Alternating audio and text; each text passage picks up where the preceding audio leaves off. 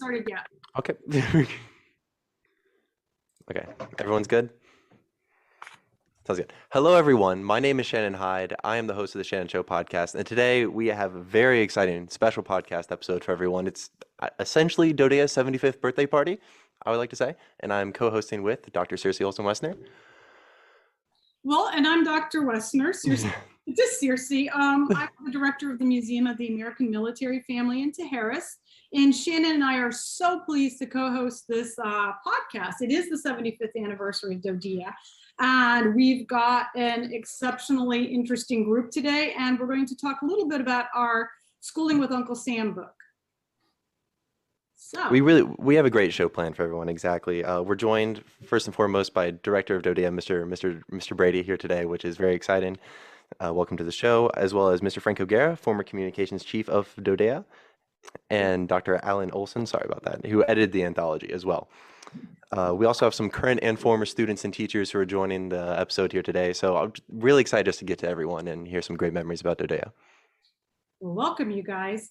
So October 14th marks the 75th anniversary of DoDEA, and we'd like Mr. Brady to tell us how DoDEA is celebrating this milestone. Well, thank you very much, Circe, and it's a pleasure to be here, and I thank you for the invitation. We have been so excited about our 75th anniversary to commemorate the men and women who did the troop ships over to Germany, Austria, and the Pacific back in 1946.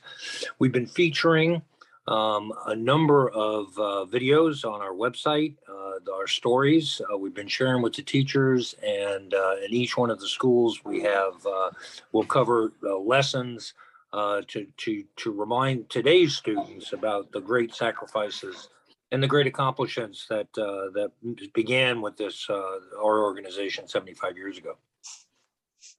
It sounds cool. Lots of stuff going on. Yes. That sounds fantastic. I think this is now a great opportunity to share some stories from DoDEA from some of our former students here. It doesn't really matter which order we go in. I'm not sure if Mr. Art Harris would like to go first, share a story about his time in DoDEA.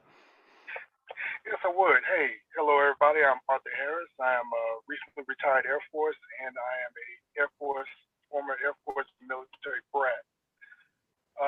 Most of the schools I've been to, all the elementary schools are countless. I really can't remember them that much.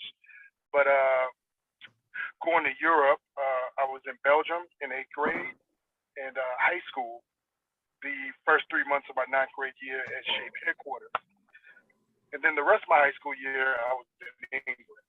And I also did a little bit of college in Germany. University of Maryland, Augsburg campus. So that experience has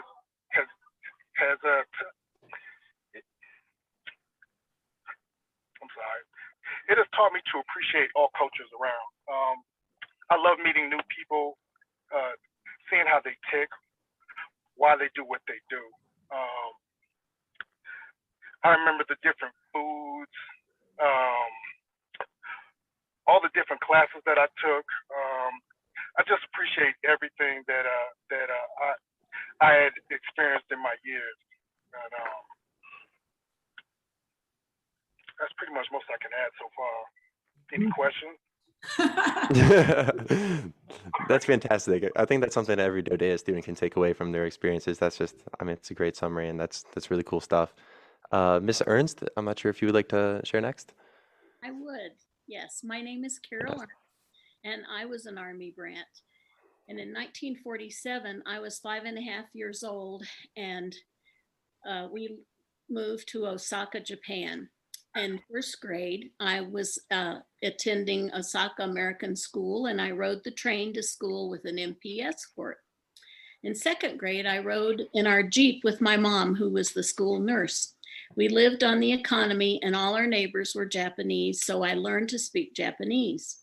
Our school had grades 1 through 12, and my favorite teacher was the art teacher, which we had art once a month. In 1954, I was in 7th grade, and my father was transferred to Salzburg, Austria. They said our school had once been Hitler's stables. My teachers were Tom Gallagher for 7th grade and Robert Patillo for 8th grade. Our 8th grade class had ballroom dancing lessons in a beautiful building that looked like a small palace and was near the school. There was a very ornate ballroom in the palace, and we held our 8th grade graduation dance there. By April of that year, my father was transferred to Vienna. There was no 8th grade class there, however, so I stayed in Salzburg and lived with my best friend, Judy Rice, and her family until the end of the school year. In the summer after 8th grade, which was 1955, Austria became independent and all the occupying forces had to leave.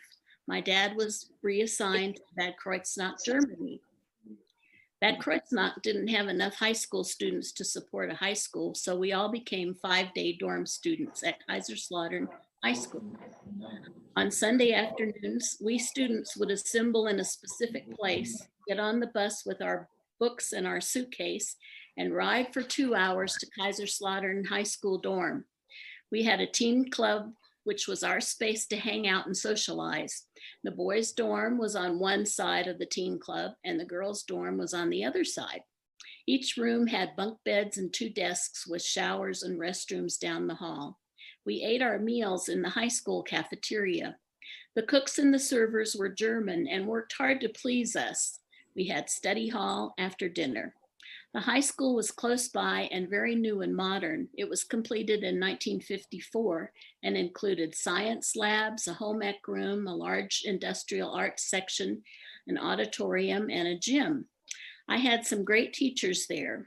One of my favorites was Mr. Sam Martin, who taught English.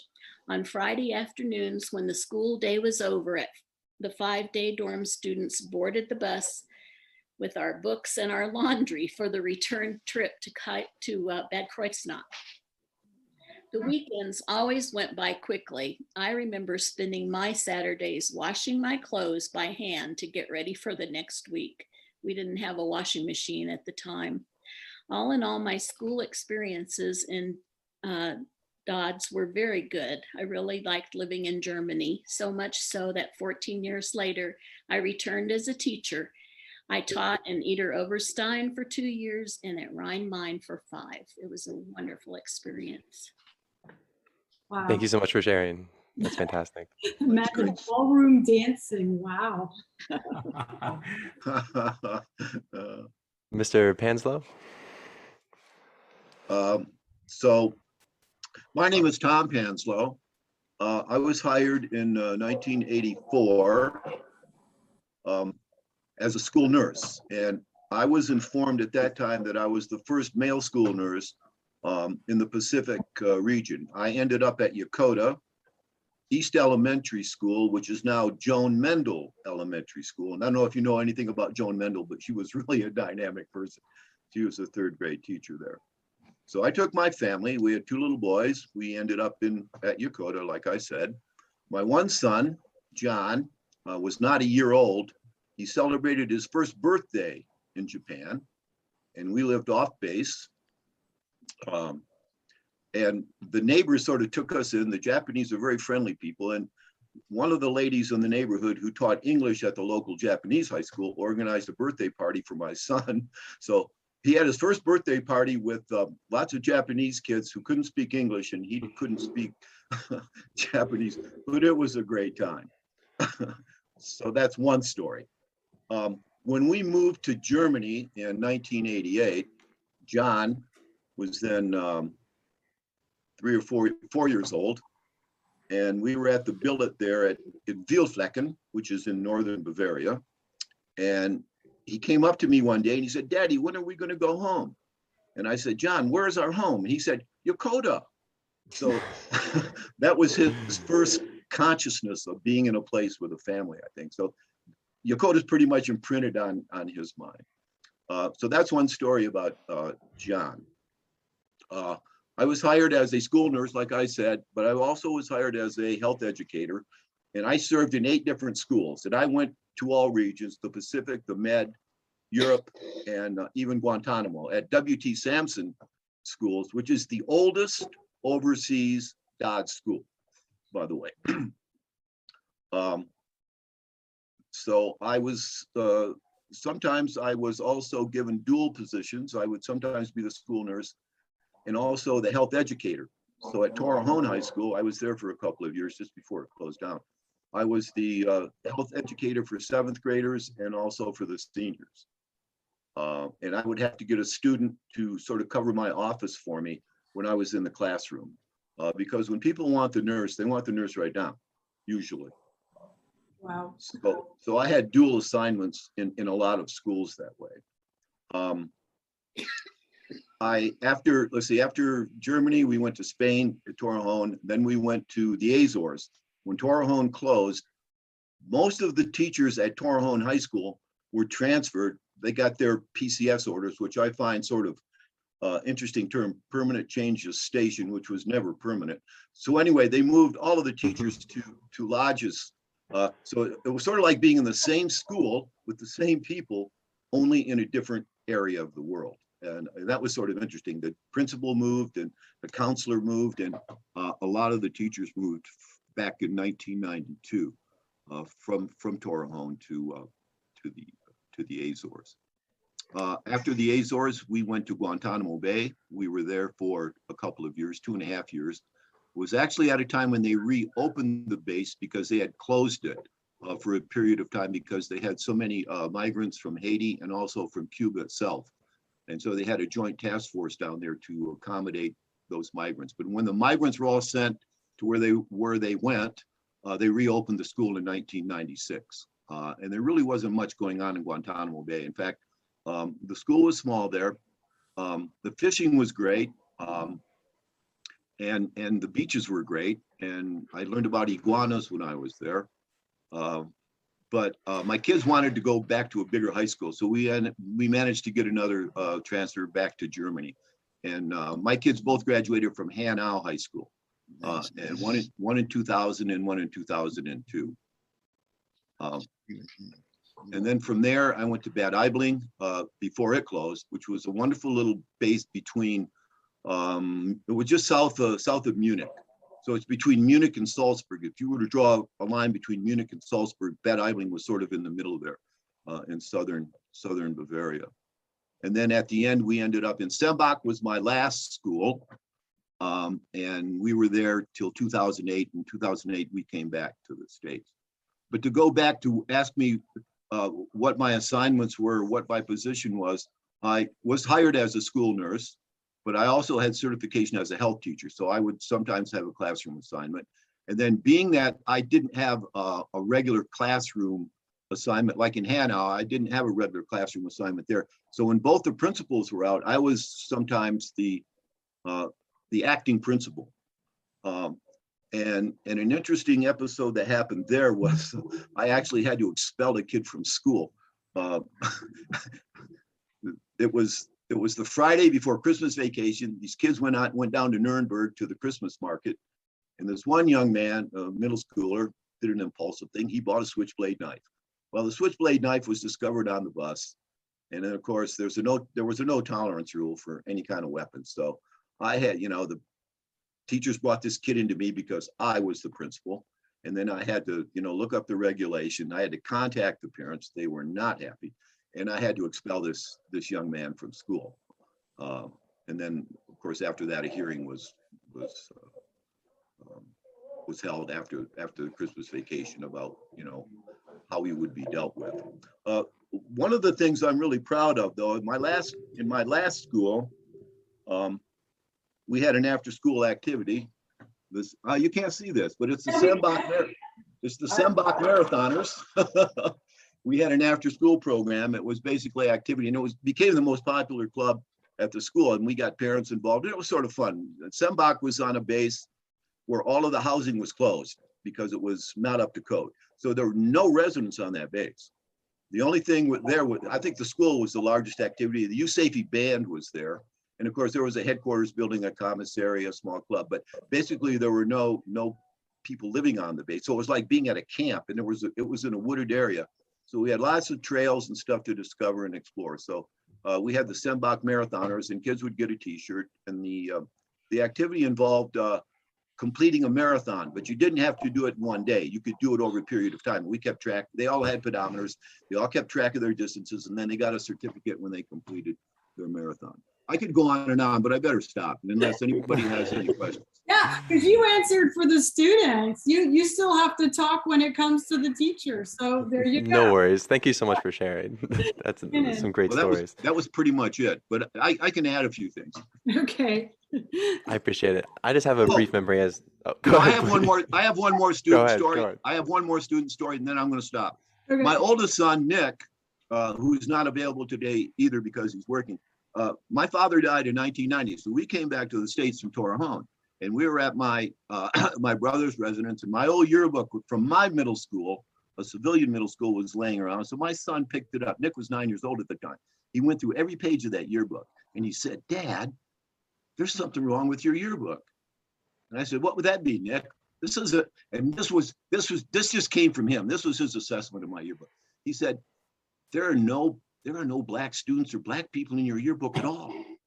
And I said, it was a different time, Nick. And I lived in a different part of the world, and I went to a different school than you went to. And there weren't any blacks in my school. And I thought that was interesting coming from a 9-year-old. That's so, because the Dodge school had a great impact on my kids as far as knowing the makeup of peoples in the world. And I thank Dodge for that. Yeah. Well, and thank you so much again. Yeah. And the Dodge schools were never segregated. They started off being totally integrated. So Shannon, you were about to say something about your memory. Yes, I just have a brief memory. I know we had a lot of great things to get to. It was from my time at Kubasaki, the best DoDEA school in the Pacific, from 2016, Kubasaki High School. I was there. My first year on island was 2016, and that's whenever my Japanese 1 class, which pretty much means it's a bunch of people who don't know Japanese, got to visit a local Okinawan school. I was very concerned about this. I was a little bit worried, obviously, because I was scared I wouldn't be able to communicate with the students. I didn't know what they would think of us, the American students visiting. And I know some of my peers also had similar concerns, but once we arrived at their school, it was just the warmest embrace, honestly. Just 3 to 4 stories of their concrete school building, all these smiling faces looking down and waving to us as we enter their school. And throughout the day, I got to spend some time with a small group of students, go with them throughout their class schedule, get lunch with them. And throughout the entire time, we're just having some of the most genuine social interactions. Even though we can barely speak to each other, we're kind of like motioning, showing each other things on our phones, learning about each other, learning about each other's cultures. And it's really unbelievable just being a part of something like that. My biggest takeaway was just how much we had in common. On the surface level, you might not think we have too much in common. You have 30 American students coming off the DoDEA school buses in NFL jerseys and graphic T-shirts as we enter these Okinawan students' homes, and they have their traditional uniforms on. But at the end of the day, we learned that we're all trying to keep our grades up. We're all trying to get into good schools, trying not to disappoint our parents, and do well in our sports and activities as well. So that's just one of those opportunities that you get, and that's something that's special about DoDEA and special to me, and something I'll cherish forever. Absolutely. Well, Shannon, I attended K-12 in Karlsruhe, Germany, which is the best school. It doesn't exist, right? Yeah. How can it be the best? I was a Dodds brat, and my memories are helping my parents, my mom, and other teachers in the classroom. And, I was brought up in a close Dodds family. So all the teachers were my parents, and, we were probably all their kids, and I'm always amazed about how close the Dodds family is, and it still is. But if you had asked me if I was going to ever be a teacher, I would have said, no way, I was never going to be a teacher. And then after decades of, secondhand on the job training, helping my mom and other teachers in the classroom, one day I found out that I was actually a pretty good teacher. And so I became a teacher. And so I wanted to know how many of you, and Tom has already said, but how many of you became teachers after a Dodds experience?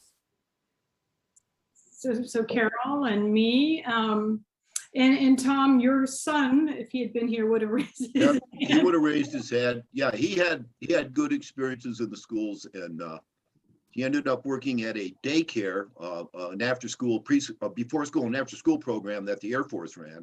And he interacted with a lot of kids, and they have ongoing continuing ed. He had ongoing continuing ed. He really got interested in education, I think, through that process too, working with kids affiliated with military members.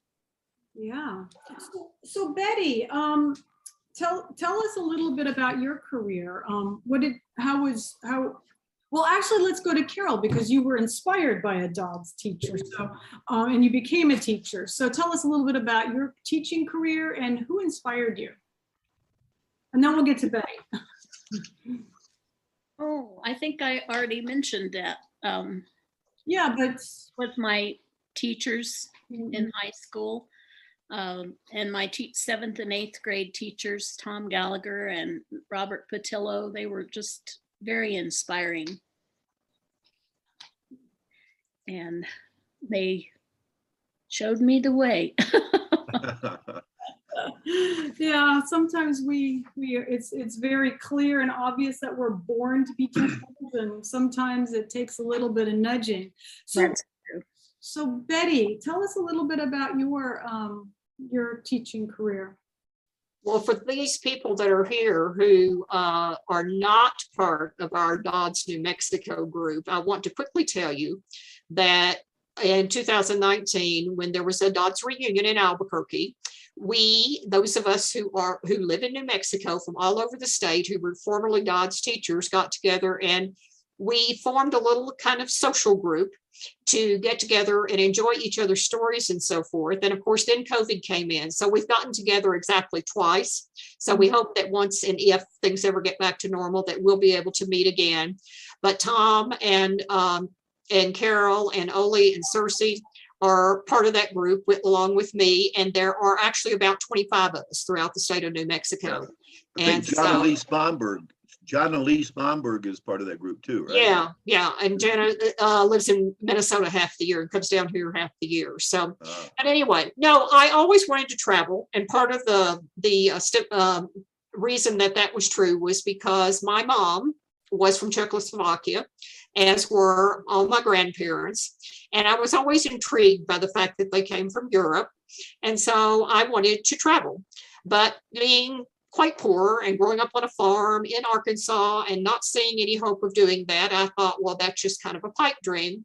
But my sister ended up marrying a career Air Force guy. And so my brother-in-law started talking to me the day I said, I want to be a teacher, which was in the 9th grade. My brother-in-law said, you need to go overseas and you need to teach the military kids. He said, I see these teachers over there. They have a great life. They like what they're doing. And so, of course, 9th grade was a little young for me to consider that. But then he mentioned it again in 10th grade and in 11th grade until I finally had 4 years of teaching experience and I was able to actually go to DoDEA. That was in 1972. And I was so excited, except one thing kept nagging at me. Because after I applied and DoDEA mentioned Germany to me, I went to the library and checked out books and all I saw were bombed out buildings and gray skies. And I'm going, what in the world am I doing? Okay. But I did get on the plane and kept wondering, am I crazy for doing this? I don't know anybody over there. I don't speak the language. This is nuts, that I am actually doing this. But I got there and got off that plane and the counselor from Mannheim High School came and picked me up. And on the way back, of course, I saw the beautiful mountains and the greenery in Germany and the gorgeous flowers and all the geraniums hanging out of the boxes on the sides of the houses and whatever. And it was just wonderful. So I made up my mind that I was going to get into the culture of Germany. So I was directed by the tourist organization in this little town called Weinheim, which is just up the road from Käfertal, which is like a suburb of Mannheim, where the high school was. And they told me that these 2 ladies had rooms upstairs in their house that they normally only rented in the summer, but they thought that those ladies might be interested in renting rooms to me. So I did end up going and talking with them. And they spoke not a word of English. So when I say talking, take that loosely. One of the ladies had a son who spoke perfect English and still speaks pretty good English. And we still keep in touch with each other like 50 years later.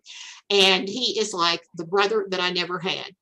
So that was my first 10 years of experience in Mannheim. I taught math. I set up the library at Mannheim Middle School when that school was built. I ended up going to Heidelberg and teaching for a couple of years. And so I spent those 10 years. And then I decided that I wanted to come back to the States while my parents were, because my parents, I should say, were getting old. They were probably like going on 60 at that point, right?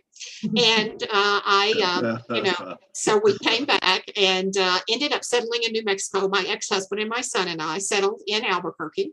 And but I never forgot Germany. And I wanted to go back so badly. So we stayed here for 7 years, which was about 6 years too long in my mind. And then I reapplied for DoDEA and ended up in Sigonella, Sicily for 3 years. But I never forgot Germany. And I wanted so badly to go back. And so in 1993, I went in the middle of the school year to become the children's librarian at Hohenfels Elementary School down in Bavaria. And then all kinds of stuff happened. You know, I was doing Regensburg and Hohenfels, and Regensburg School closed, and I moved libraries and packed them up and sent them other places, and you did all kinds of stuff, opened them, closed them, packed them, moved them. And then the high school was established. And so I became K through 12, then the high school moved down the road. So I was back to being the elementary librarian. And everything, I mean, I just love the German lifestyle. I had German doctors and people who fixed my car and dentists and hairstylists and people at the gas station and people at the grocery store. I loved interacting with the Germans. And after 15 years of being retired, living here in Los Lunas, I still want to go back, and I would do it in a heartbeat and have the most wonderful memories of teaching for that school system. And I would just want to say happy 75th anniversary to all of you who are part of that life that I loved so very, very much for 27 years. Well, and you know, you alluded to the family, you know, that it is a small DoDEA family, and you seek each other out in different venues. So Frank, I know you were communications chief and you were a teacher and you held other jobs for DoDEA and now DoDEA. Between my dad and you guys have covered public affairs for, I don't know, 50, 60, 70 years. When you think back to your first year in the school system, did you ever think you'd make it a multiple decade career? And what was your first job with DoDEA and why did you stay so long? Sure. My first assignment was in 1981 in Wilflecken. And John, I think, had mentioned that earlier as an assignment that he had been at as well. Yeah. And Wilflecken was a small Army training area, a busy place, small Army training area, about 13 clicks from the East German border up in the Fulda Gap. And it was an absolutely beautiful location. And when I came on a leave of absence from my school district in New Hampshire, thinking I'd be there for 2 years and then return back to my teaching job. But I absolutely fell in love with India. I had not had the opportunity to serve in the military myself, but I ended up spending 39 years serving military families over the time. I loved the mission. You could see the impact that teachers had on military families. And so I loved that. 2 years became 4. My school district back in the States said, hey, you've got to make a decision to come back or to resign. And so my wife and I took the jump and we just decided to stay. And we had a daughter in Germany. We moved to Italy for many years and then back to Germany again. And then I had the great fortune of coming here, but 39 years altogether. And it's been an absolutely wonderful adventure. Thank you so much for sharing. We mentioned the students, we mentioned the teachers, and I think another very important part, as we all know, is the parents of DoDEA families. And Mr. Brady, I know we talked previously in our previous conversation about the importance of DoDEA parents. I just want to know if you could explain a little bit more about the importance of the connection between home and school. Well, thank you, Shannon. And by the way, the great stories that we've heard so far by students and teachers and students, the family aspect of DoDEA. And part of that family, parents, of course. And we do everything we can to make sure the parents are informed, that they are part of the school life. I know our teachers who are on the line now, as they go around the commissary and the PX, every aisle becomes a parents teacher conference. It's just absolutely incredible. But we've automated quite a bit of that, and now we have portals where a parent can see not only what assignments are due, what assignments were done, and what attendance their students are making. But I think critically, during COVID, for the last year and a half, when we had to go virtual and remote, we had students at home and teachers, which is remarkably difficult, trying to teach 20 to 24 students online. Parents had to be involved, and they rose to the challenge. And as you can see or as will be announced, our annual summative assessments show that we've remained steady, if not improved. And we wouldn't have done that without direct parent involvement. So that's just a practical example of how important it is. And our military and civilian parents are welcomed in schools, and I think that they have great communication with our teachers. Thank you. So thank you. And I echo that. I know that when I was a teacher for DoDs, the parents were totally involved. We had so many classroom help, so much classroom help and volunteers. So Sue Pearson is a Navy brat, and she's an Air Force brat too. Her dad cross-trained. And you're an Air Force wife, Sue, and your son went to DoDs. Did you attend DoD schools as well?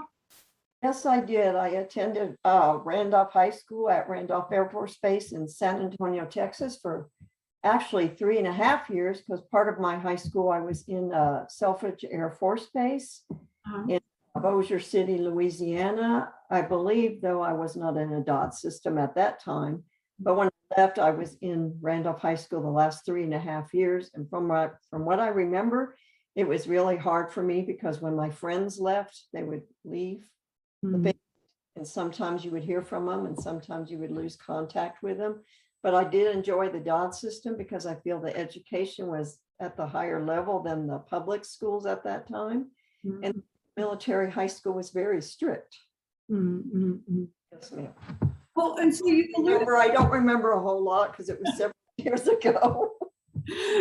So, but when I graduated with 70 seniors only, 70 in the military school. Wow. So thinking back to your son's education then with DoDs, because you alluded to it was a strict school, it was a good school, smaller school. What memories do you have of your son's education? Okay, well, we arrived in Kaiserslautern, Germany. We were stationed at Simbach Air Force Base for 3 years, and then we transferred over to Ramstein Air Force Base, in Germany. And my son actually attended a preschool and a Montessori school on the German economy before he was able to go to elementary school. Attended Vogaway Elementary School since we lived in Vogaway housing, and he attended their first, second, and third grade. When he first arrived at the elementary school, it was difficult for him because he didn't want to leave the Montessori school since it was a German school and he had a lot of German friends. Difficult, and he was learning the German language. I don't know how much he still remembers, but I know he had a favorite German teacher. I think her name was Mrs. Walsh, something like that. I can't remember her name, but I do know when he went to first grade, he didn't like it at first. He cried and wanted to come home the first few days, but then he got adjusted. He also played on the soccer team in the elementary school. They had a little German soccer team on the outside. He played with also students from Vogaway Elementary School. And I do know when we came back to the United States, he also attended Williams Air Force Base, Arizona, DoD system for 4th grade. And I do remember that they were going to place him in 5th grade instead of 4th grade because he was so far ahead, when he came back to the United States. And of course, I believe the DoD system, to me, they're way above the norm than the public schools here in the United States. And when he took his test, they wanted, like I said, for him to skip school.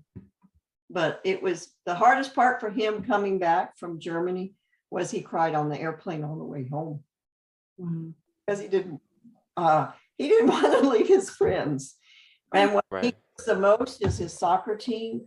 He missed the field trips going on the boats march. He also missed seeing the Frankenstein Castle, Neinstein Castle, and all his German friends, because he even would go over and sleep over at his German friends' homes. Yeah, that dual relationship with the host nation. Awesome. Yes. And you have He still misses it. And I miss the German culture.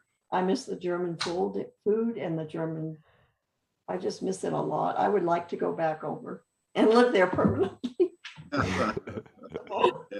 Me too.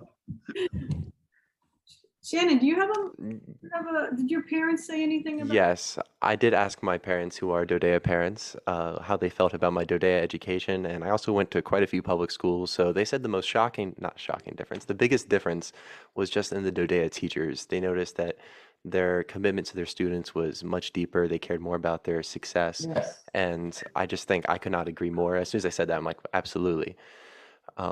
They became more than teachers. They were mentors. They're always available outside of the classroom for extra help. A lot of them were also coaches and were in charge of other clubs and organizations. And there's just less students. So I think it's a much closer bond, and I'm thankful for so many of my DoDEA teachers. Yeah, that's right. So my mom and dad worked for the overseas schools from the 50s right through the late 80s. And we've done several programs on their careers, so we don't need to go into my dad's careers. But I did want to ask my dad one question about how did DoD's, we're celebrating the 75th now. How did DoD's celebrate its 25th and 50th? I guess, Frank, you'll answer the 50th. But Dad, what about the 25th? How did DoD's celebrate back then?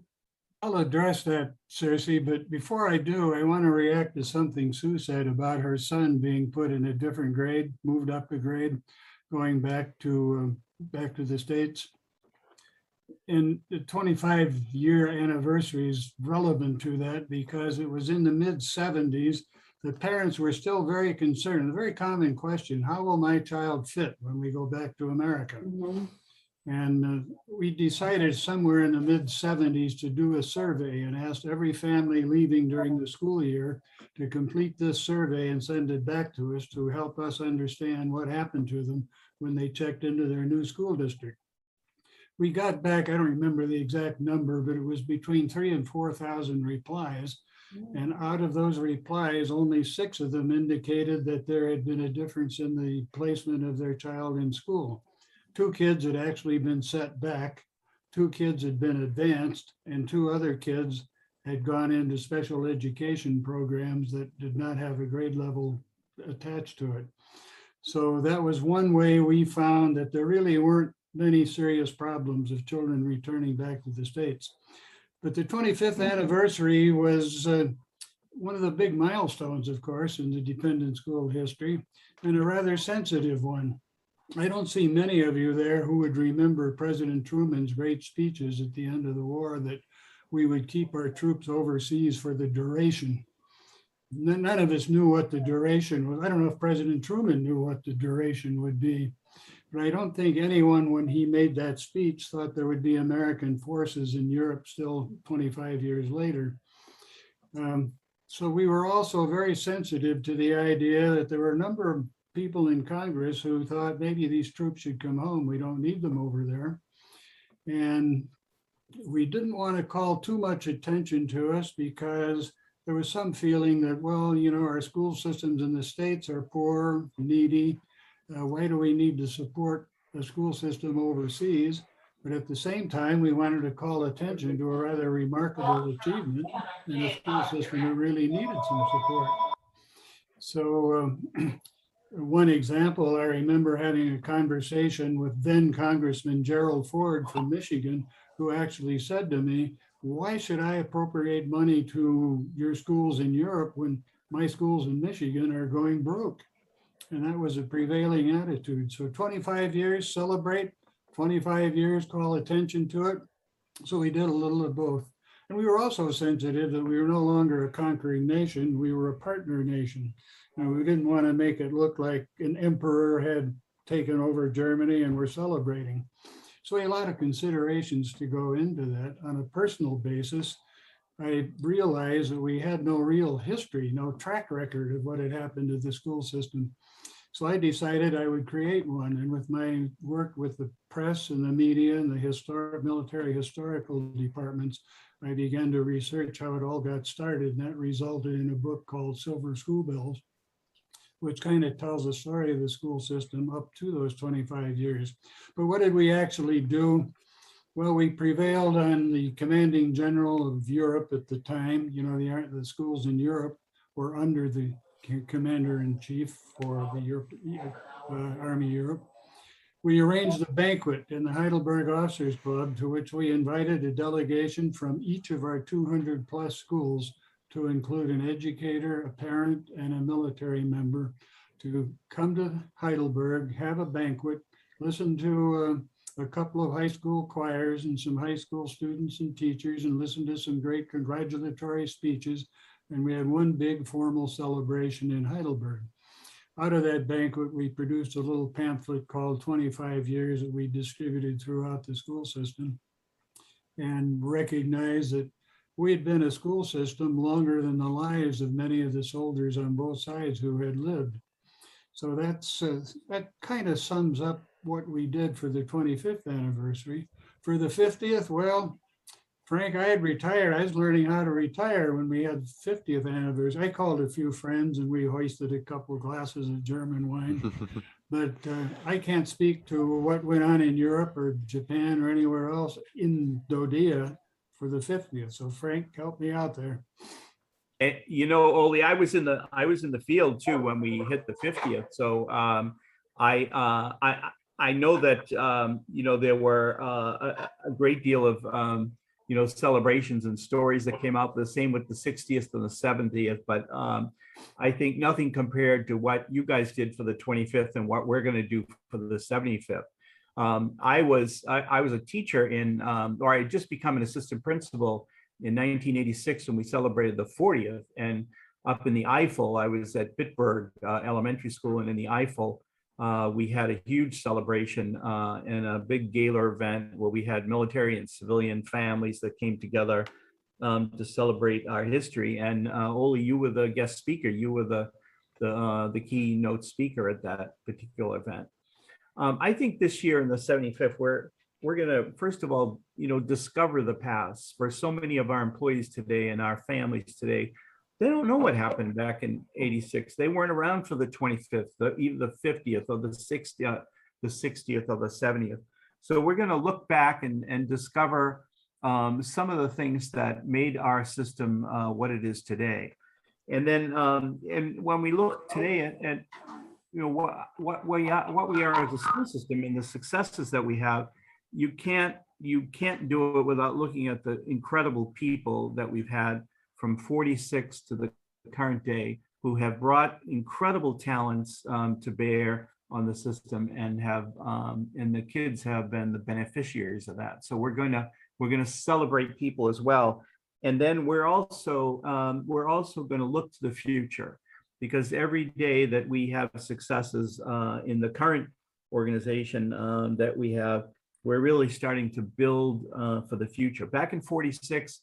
Nobody knew what the future was going to be. You know, as Oli had said before, nobody had an idea that we were going to stick around for as long as we did. But each year, the system has gotten stronger and better, and we've delivered on the mission. We've assisted with, contributed rather, to the readiness of the force. And over those 75 years, 15 million students have passed through our doors. That's an incredible achievement. And so, that's what we'll look for the 75th. And we've launched, as a matter of fact, we launched it today. We launched a website. On Thursday of this week, we'll come out with a press release.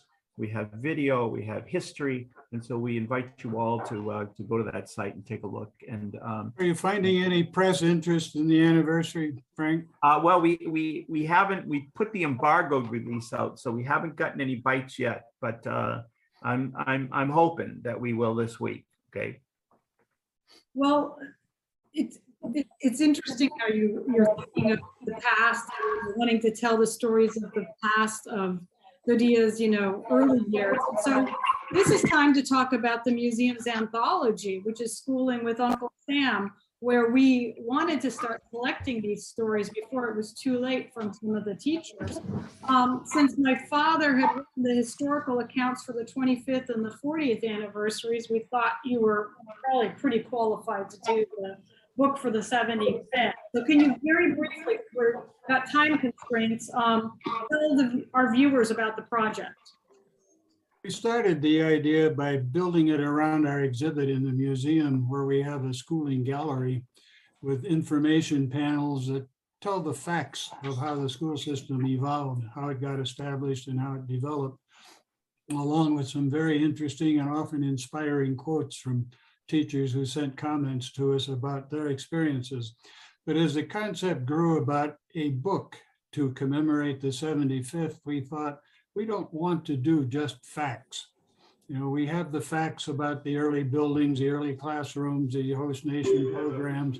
We wanted to give people the opportunity to experience the life of students and teachers in Dodge.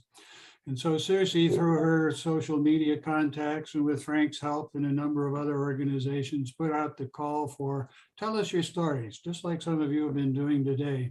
Send us some of your memorable experiences. Tell us what it was like to buy a car in Japan, to rent an apartment in Italy, to, whatever it was that gave you a special feeling about being away.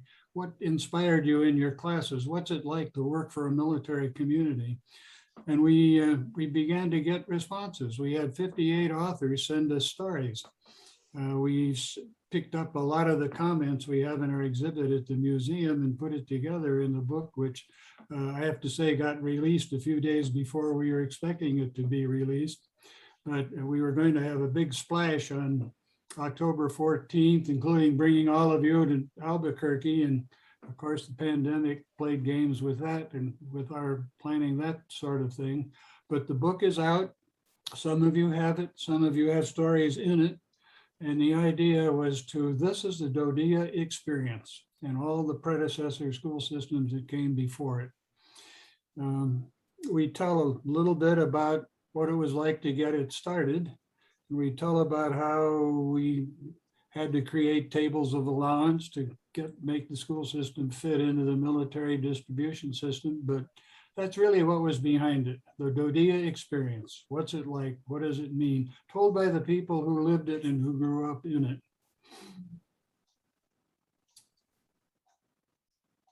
So it's available from Amazon. Right. And somebody asked, why do you charge $19.46? Well, what year did the school system start? 1946. There you go. In Germany. So there you are. So my dad wrote a lot of the history, and then of course DoDEA's website has a huge, beautiful timeline. So we encourage all our viewers to go check out the DoDEA website with timelines, and of course the 75th anniversary web pages that'll have all sorts of cool stuff on it. So Shanon, you wrote a story in the book. Yeah? Yes, it is available on page 283. Oh, wow. Still have that coffee cup? Yes. Betty has a story in there too, right? Page 209 is where mine is. So we have a couple of stories too. I just wanted to thank all the people who submitted stories for the book and comments all the way back to the 2015 exhibit.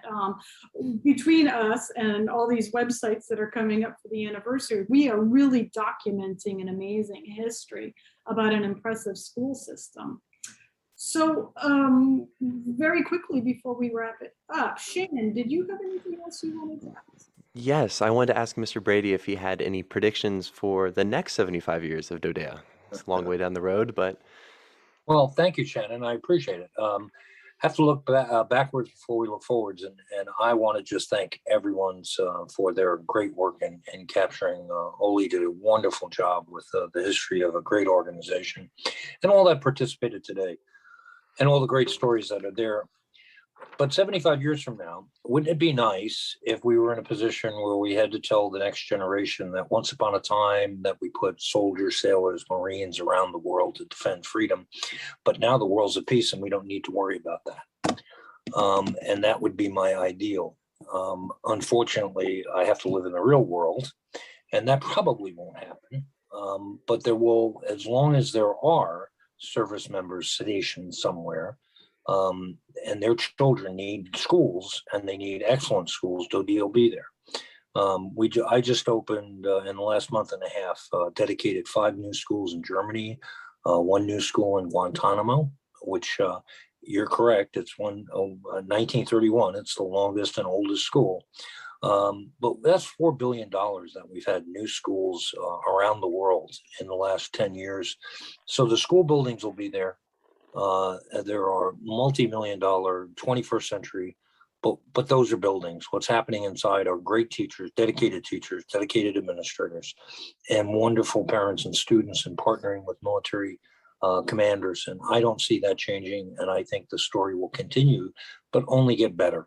And so I thank you for the opportunity to participate. And I thank everybody who's doing all this in terms of the history of a great organization. We are. Penn State.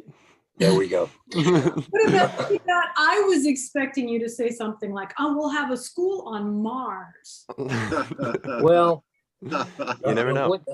Wherever someone needs a school, wherever we have the armed forces, we will have a school. And it may be Mars, or it may be Poland, or it may be Singapore. Who knows where it's going to be? But when it does, we'll be there. It's very exciting. Shannon, you're the youngest. You're going to be looking long beyond all of us. You're going to have to kind of track this history and see where they end up in 75 years. Yes, I'll make sure that we'll have a school on Mars. I'll take care of that. Well, you're the engineer, so you're going to build the school. Who knows? Yeah. Yeah.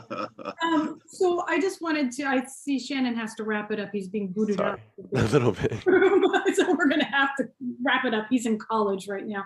I wanted to thank all of you for joining us today to talk about your experience with DoDEA. I wish we had more time to sit and have a drink and do more stories, but you know, so many great stories, so many common experiences, and so many unique experiences. And I just wanted to thank everybody for coming on and sharing a few with us. Shannon is, I was going to say that, you know, we are products of DoDEA, Shannon and I, and Art and Sue, and we went on to start some of our own endeavors, of course, the museum, which is my near and dear, and Shannon has his own podcast. Very quickly, give us your, because I know you need to get out of it. It's the best military kids podcast on the internet. Go check it out, The Shannon Show. Very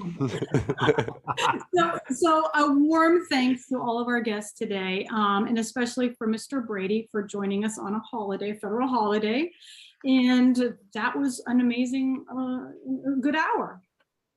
Shannon? Yes, thank you so much. Thank you everyone who joined today. Heard some great stories. I'm so glad to be part of this history and, you know, co-host this with all of you. Our pleasure. I want to say the last word. Knights rule. Oh, go Dragons, come on. Any other teams out there? Or are the Knights and the Dragons going to rule the universe? Okay, nobody. It's All going to right. be all. Guys. We want to Thank you so much. Bye-bye. Bye. Bye-bye. Bye. Goodbye. Thank you. Thank you. Happy anniversary, DoDEA.